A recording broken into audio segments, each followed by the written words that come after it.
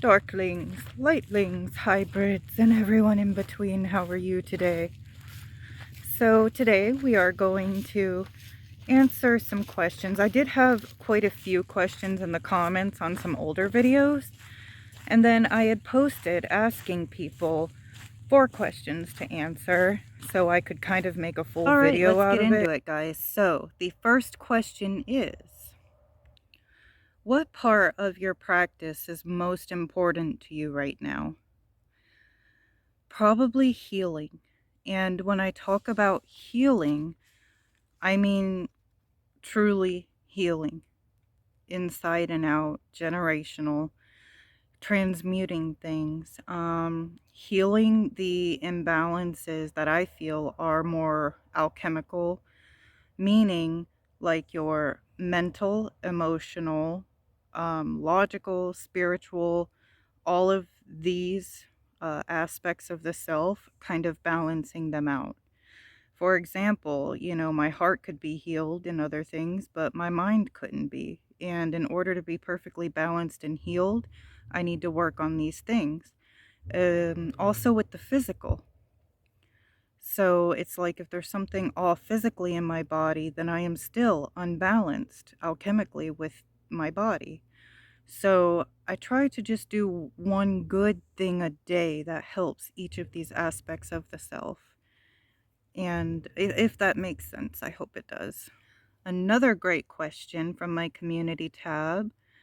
Um, and I'm not saying names of who posted the questions, guys, because some of them did want to remain anonymous. So I just figured I'll keep everybody anonymous out of respect. So, in what way do you struggle most in your practice?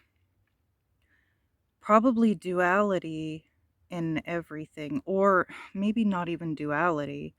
I feel pulled in many places spiritually, and it causes me to become or feel like I'm ungrounded, or like my reality becomes surreal. Especially the further I get along in my practice, am I crazy for experiencing that? Because I know some people have a few experiences, but it seems like, especially lately and in the past few years, since like 2020, these experiences have accelerated. And I question reality, I question everything, and it's having more questions than answers, and then trying to do the work to go within to seek these answers leads me down all of these deep rabbit holes, and then the channels will come in. Usually at nighttime, as I'm trying to go to sleep, these beings channel through me or my higher self, one or the other, whatever it may be. Again, all different directions I get these things from. It's like I'm an open conduit. And it's sometimes overwhelming. However, I feel like I've come so far in my personal path and opened myself up to so many things that I kind of caused this, and now I'm trying to find a way to balance it all out. I do feel like a lot of my autoimmune issues or disabilities were brought on because I went headfirst into a lot of things, into everything, seeking. Some call it brave, some call it stupid, but I don't regret any of it. But I do think I went too hard, too fast into my spiritual practices, especially with demonic path workings like back to back. Not that they were bad, not that I regret them. Work with an incubus personally with me, with the Kundalini. I feel like I awakened things too fast, and that can make your physical body sick when you are not perfectly balanced, like I had talked about a moment before. So that would probably be my biggest struggle right now, is knowing when to rest, when to stop. Because I get so excited about what I experience or what I'm successful with in witchcraft or my path or beings or whatever I encounter, that I just want to go. I want to know more. It's becomes an obsession, and I think that can lead to unhealthy imbalances. This one I get so much, I really do. How do I summon a succubus? I enjoy your videos about this and like you, don't believe that they are all evil. What are benefits of working with them? What are the cons? So my incubus just came to me one day in a dream, and when I did some research and started actually approaching it without fear, I realized there are a lot of benefits to it, having a spiritual entity partner like this, because everything I believe one of the life forces are sex or sexual energy, and everything needs that to live, to survive, right? It's kind of like an essence of life. And these beings do feed off that essence when you work with them. Now, if you don't have control over that situation and how much they feed off of you, or know when to cut that cord or stop it, it can get kind of out of hand. Some say even kill you, but I don't know if I believe that. The incubus I work with has never harmed me in any way, and actually has tried to alter things in my dreams and such, or waking world to please me. Some say that could be uh, deceitful, behavior where they just get you. But I don't approach this in a fear based way because it's now been years and nothing bad has ever happened. In fact, the Kundalini awakening, the sexual magic rituals or practices that I work with or do in my path have brought me great success. So there are a lot of benefits to working with these beings. Again, the cons is some people view these beings as bad, they'll kill you, they steal your seed, yada yada. But we don't really know. Is it for everyone? I don't think so, because, it's a risk because we don't truly know these beings and their nature. I can only speak from my experience. And from my experience, the incubus I work with is good natured. Now, as far as how to go about obtaining one, I do have videos about this as well. Rituals I've put together that seem successful. However, working with known powerful beings that are called succubi or incubi, such as, Lilith, Nama, etc., you can uh, obtain or create a contract or what have you, however you want to go about it. There's many ways to go about it, but working with these type of entities are probably the best for starting. The next one, hello Eries. There's a lot of male demons. Are there any female demons that you would suggest I could work with, especially for female empowerment? Definitely. So you have Oniscales, Anexagos, and Anexagos lives in the moon. She's a shapeshifter, has 3 heads. Oniscales is also a shapeshifter, said to control men, and associated with the stars, and she definitely favors those with darker skin. Um, you have the 7 sisters, known as goddesses once, but bound as one and made into demons. Um, they are the 33 elements of the cosmic darkness. Their names, according to Solomon's stories, is deception, strife, battle, jealousy, power, and error. And then you have the worst of all, who refused to name herself. These 7 sisters or 7 goddesses were associated with the Pleiades. And then the other ones who are known as like succubi, Nama, as mentioned before, Elishith, uh, Ergrat, Bat, Malat. Sorry, I always mispronounce that one. And then, of course, you have Astaroth, who I also believe was a Astarte at one time, in an Ishtar type of energy. And the next question, do you go into a trance summoning spirits, or do you just see them? If we're talking about the dead, I just see them. If we are talking about invoking or evoking a demon or deity or an ET, I go into a major deep trance. Um, and sometimes it isn't always me bringing that on. If it is an ET, it comes on against my will. And then I know, okay, something's coming in. I just kind of got to listen and be aware of what it's showing me. As far as demons or deities, I can control that and I self induce a deep trance. The next one is, what has been your most powerful experience in your witchcraft? And these next questions are coming out of the Amethyst Ascension group on my post on Facebook. So if you're not in that group, man, go check it out. My most powerful experience. Wow, I've had so many, like I said, that's difficult to pinpoint just one. I need to probably do a lot of videos on experiences. uh, but probably when the extraterrestrials started coming in 2020, it was something I was always open to, but never really thought of. And then I started having experiences and realizing that they are very much connected to us and to spirituality, connected to a lot of advancements, both spiritual and technological, that we don't understand yet, but they've obtained. And I just think that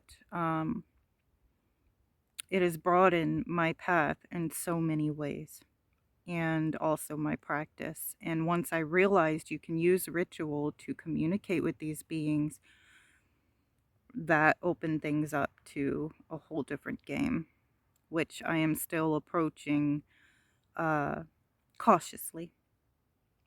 Question was, do you have a deity that you work with most?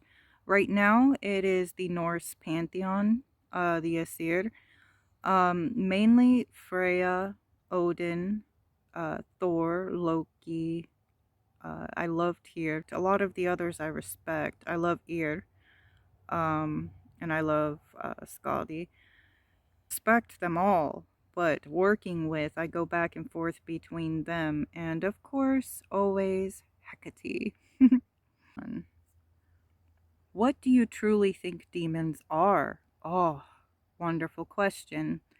Um, I truly believe demons are a different dimensional being, an entity, if you will, that has the ability to cross through different dimensions, um, sort of like ETs. I believe that they are no different than their counterpart angels, just different faces of the same energy. Um, I believe that they are definitely not what we're told. I think that's more fear based to keep us from the truth, and that is knowing that there is more out there, and they want us to be afraid of these things so we don't know ourselves and what we truly are, who we really are. Um, I don't believe they're monsters out to get you if you invite them in. Um, I believe they got better shit to do. All right, what event in your life has had the most impact on your current chosen path? Damn good question. For the Norse path, which I tend to approach my Norse path like Thursatru, meaning the left-hand path of it, even though I consider myself gray, you know. But what caused me to stir into that direction were dreams, dreams of past lives and being a sacrifice in Sweden. And it's interesting because upon research after that dream and a few callings I feel from Odin, uh, I come to find that my great great grandparents migrated from Sweden, and uh, this is my grandmother's side, and our roots are from Scandinavia. I definitely believe there's something generational there. My family tree is insane. That should be another video as well. but it led me down this entire ancestral path too, because currently I'm working deep on ancestor work. Um, and I just couldn't believe some of the names in my tree and all. And they confirm and validate my dreams, also like my connections with Rochelle and some of her ancestors. And I mean, it's amazing. I have a William the Conqueror in there. I have, I mean, a lot of names. We'll do a video on that shortly if you want. And what attracts me to the darkness is I always find comfort and beauty in the darkness, always have since a child. I have always been pulled to darker things, and I don't feel like I view it as evil. I feel like it is like nature. You know, nature is dark and light. It's destructive, yet it is beautiful. And also to kind of descend into that abyss to know myself better. I wanted to be torn down and rebuilt so I could be like a phoenix and rise from that shadow and know myself better, understand things better. And the next one, what is your most significant Fae experience? Ooh, I was in Ireland.